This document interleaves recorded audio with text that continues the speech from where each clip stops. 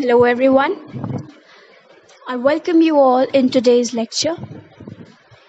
We have been doing the elective English syllabus for intermediate second year students. In the last two video lectures, I had talked about the first poem that we will be doing from your prescribed book, that is Kaleidoscope, and we had talked about the poet, that is John Donne. So today we will start with a line by line explanation of the poem A Lecture Upon the Shadow by John Donne. I hope that you all have your books with you, and if not, then you can follow the text on your screens. It is very interesting to note that the theme of the poem and the structure of the poem go hand in hand. I told you in the last lecture that the poet in this poem is talking about the stages of a love relationship, and he is comparing that relationship to the stages of the movement of the sun and the different stages of the shadow that falls with the movement of the sun. So the poet is drawing a comparison. And so it is a metaphor. What is a metaphor?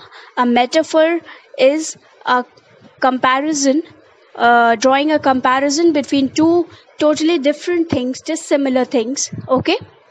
And so, since it is quite a striking comparison and quite unusual and quite extraordinary, so it is a conceit because it is an exaggerated comparison, because we don't generally compare the shadows with any sort of love.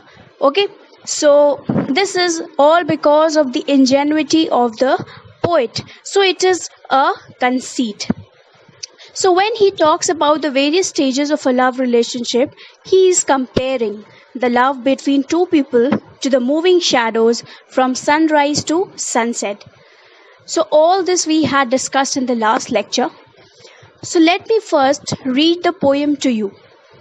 I request you to listen to the recitation carefully, since most of the impact of the poem, for example, any poem you can take, most of the impact of any poem or any poetry comes from reading it aloud. Okay, so whenever you study a poem, I request you or I advise you to read the poem aloud to yourself for a better understanding of the poem, for a better impact of the poem, because you see, poems are written in such a manner that they have a sonic effect. They have a certain effect on your senses, especially the sense of hearing, and it aids to the understanding of the words. Okay, so I'm going to read this poem first from the beginning till the end, and I request you to follow on the screens if you don't have the book.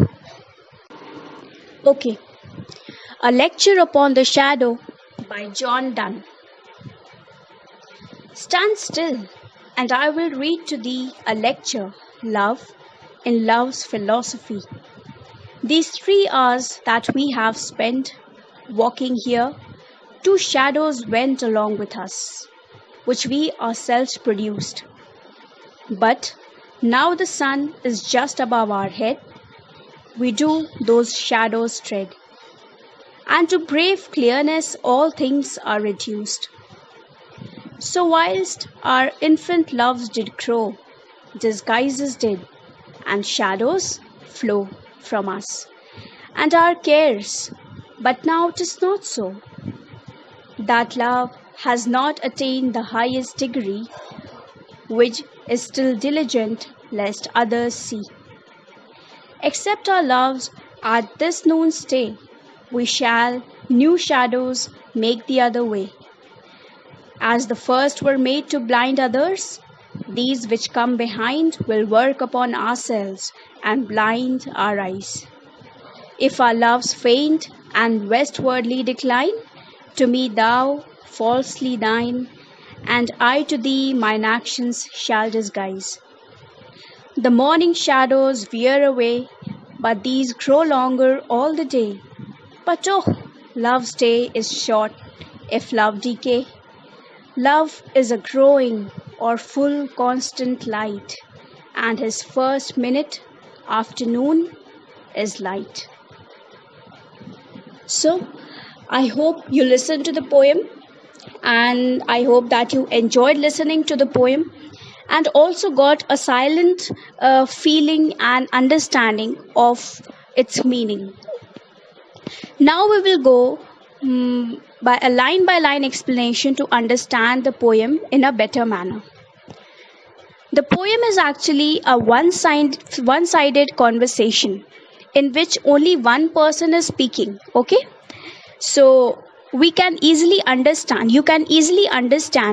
when you read the poem that the speaker is the one who is speaking. Okay, and he is one of the lovers, and he or she is addressing his or her lover or beloved. So there are two people, one is speaking and the other is listening. Since the poet is a male, since John Donne was a male writer, so if you consider this poem as autobiographical, if you think कि ये poem जो है John Donne ने autobiographical manner में लिखी है, सो हम ये इमेजिन कर सकते हैं कि जो बोल रहा है the speaker, he is a male. Otherwise you can also take it as a female. Okay, so it depends upon the reader, what he wants or what the reader wants to consider the speaker as, whether a male or a female, because you see in the poem it is not really mentioned whether which sex is speaking, whether it is a male speaking or a female speaking. Okay, so it depends completely on the readers. So the speaker is talking, and what does he say to his beloved? He says, "Stand still, and I will read to thee a lecture, love, in love's philosophy." So he is basically asking his partner, okay, to stop and stand without moving, which gives us this idea that they have been walking together. So why does he stop her? He stops her because he wants to read out or to speak out a philosophical lecture upon love. So when you speak out or when you give a lecture, what do you expect? You expect the other person to remain quiet and listen to you. Okay, so this is the situation over here. Now we all know that when somebody delivers a lecture, there is no space for anyone to speak. Okay, because a lecture is a continuous dialogue, okay, by one person. That is why it is called a lecture. So the whole poem is just the lecture without any interruptions by the partner, whoever is the other person. The person is not interrupting, and it is a complete dialogue from one person. So it is a lecture upon the shadow. Which shadow? The shadow that is falling on the ground of the two lovers. Okay, so let us see what he says. He says, "These 3 hours that we have spent walking here, 2 shadows went along with us, which we ourselves produced." So he is talking about the shadows which walked along with them. And this is very clear from the title itself, which says a lecture upon the shadow. So he is giving this lecture upon the shadow that is falling in a very philosophical manner. Okay. So whenever there is sunlight, we know that it is a natural phenomenon. ये naturally होता है कि जब sunlight होती है तो हमारी shadows form होते हैं. Okay, they form on surfaces where we are, or they form on the walls or wherever, depending upon the position of the sun. So whenever there is sunlight and we are out, we can see our shadows walking along with us. If you are walking, the shadow will walk. If you are sitting, the shadow will sit. If you are moving, the shadow will move. Okay, so he is similarly referring to his shadow and that of his beloved. They walked and the shadows also walked, and they had only produced these shadows. Okay, so where are these shadows produced from? They are produced from us. अगर हम नहीं होंगे तो हमारी shadows नहीं fall करेंगे जमीन पे. Okay, when there is nothing, there is no shadow. Okay, So he is saying, but now the shadow, but now the sun is just above our head. We do those shadows tread, and to brave clearness, all things are reduced. The speaker is saying that they have been walking since the past 3 hours, and they could see their shadows also walking with them. This is clear. Now, at that moment when he is giving this lecture, it is noon time, and what happens at noon time? जब दोपहर के 12 बजते हैं, जब एकदम नून का time होता है, सो क्या होता है? The sun is just above our head. सूरज बिल्कुल हमारे सर के ऊपर होता है. So what happens to the shadows? The shadows are reduce to their lowest degree.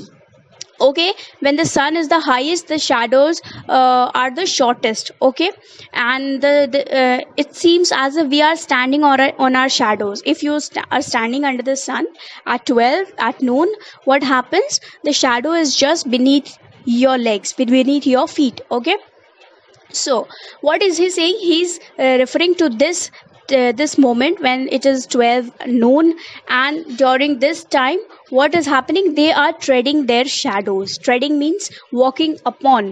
So they are walking upon their shadows, and since they are walking, the shadows are also walking, but they are just beneath their feet. I hope you have understood this, because it happens with all of us all the time. Okay, so this is what the lover is saying, and it is noontime, and the shadows are right beneath their feet, and to brave clearness, all things are reduced. So, what does he say in this line? He is saying that the sun is the brightest. Okay, and when the sun is the brightest, there are no shadows around us. All shadows are beneath us, and it is as if we have overcome the shadows. Okay जब आप किसी चीज़ के ऊपर कदम रख लेते हैं, किसी चीज़ को के ऊपर चढ़ जाते हैं, what does it mean? That you have overcome that thing. Okay, it is now in below you, it is now in your control. So what is he saying? That they are treading on their shadows, and everything is very clear, and everything, all the shadows are reduced to the minimum. Now I told you that in this poem he is comparing the movement of the sun and the size and the shape of the shadows to the relationship between the two lovers. Okay, so he is saying, so whilst our infant loves did grow, disguises did, and shadows flow from us and our cares, but now 'tis not so. So the lover is the one who is philosophizing and reflecting upon the love, and he is comparing the shadows most probably to the shadows in love. Now there are two meanings of shadows. Okay, everything has a double meaning. Okay, so similarly the shadows over here also have two meanings. One is the literal meaning of the shadow, जो generally shadows हम देखते हैं हमारे आसपास, and what is the other shadow, other meaning of the shadow. So what are the shadows in love? The shadows in love are the not so pleasant things in a love relationship, the things that are hidden and the things that are unexpressed, or any sort of negativity is represented by the shadow. So he is comparing the moving shadow to the phases of any love relationship in general and to their relationship in particular. The speaker is saying that when love is infant, when it is young, when it is new and fresh, it grows, it matures just like a little child. But when the love grows, the shadow also grows. Okay, just like from the sunrise to the noon time, the sunlight grew, so the shadows also grew. So the growing of the sunlight is the growing of love, but the growing of the shadow is the growing of the things unexpressed, of the things hidden, of the disguises in love. Okay, so both things grow. Okay, and what is he saying? That the growing of love is, he is comparing to the waxing of the sunlight. Okay, the waxing of the day, and he will further compare the decline of a love relationship to the waning of the day. Okay, so when the love reaches its maximum, which is being represented here by the noon time, when the love reaches its maturity, like the afternoon sun at noontime, what happens? There are no shadows around, and whatever there is little shadow, it is conquered by the lovers. Okay, so it means that when the love is maximum, when the love is has matured, when the love is brimming, okay, what happens? The shadows are totally reduced, because when two lovers have nothing to hide from both from each other, what happens? There are no shadows, there are no negative things, okay, because both are clear to each other. So this is being represented by the noon time of a relationship. Okay, so whatever little shadow is there at noon time, that is also conquered, because they are standing on their own shadows. So it represents that the negativity, whatever little negativity is there at the height of love, even that is conquered by the lovers. Okay, so hence this is the love at its full, at its climax. Okay, let us see what he further says. He says that love has not attained the highest degree, which is still diligent lest others see. So he is concluding the first part of his lecture.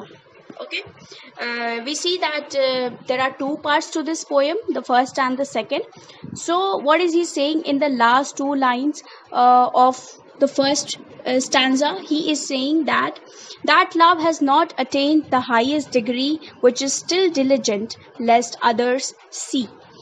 So he is concluding the first part of his lecture, and he is giving a very philosophical conclusion, and he is saying, according to the speaker or this lover, the love which is concerned about the society, which is concerned about the people, which is diligent about others' reactions to their love, that love is not the love that is mature, that is not the love that has attained its highest degree.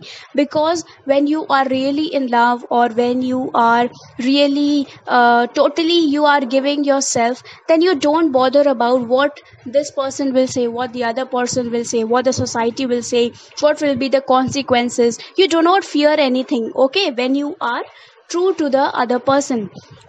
So this is what the speaker is saying, that love has not attained the highest degree, which still thinks about what others will say. So to be really faithful lover, what do you have to do? What is the characteristic of a faithful lover? He or she doesn't think about the consequences. They don't fear the consequences. For them, the love is the of most importance. Okay, so this is what the speaker says. It is his philosophy on love, and this is how he concludes the first stanza. So I hope that you have understood till now, till over here, and we will pause over here, and we will do the remaining part of the poem in the next lecture. And if you have any doubts in the explanation till now, or in any line or any part, you can write down in the comments, and I will be more than pleased to answer your questions. Okay, so hoping to see you in the next lecture. Keep reading the poem, and until then, take care of yourselves. Thank you, and see you.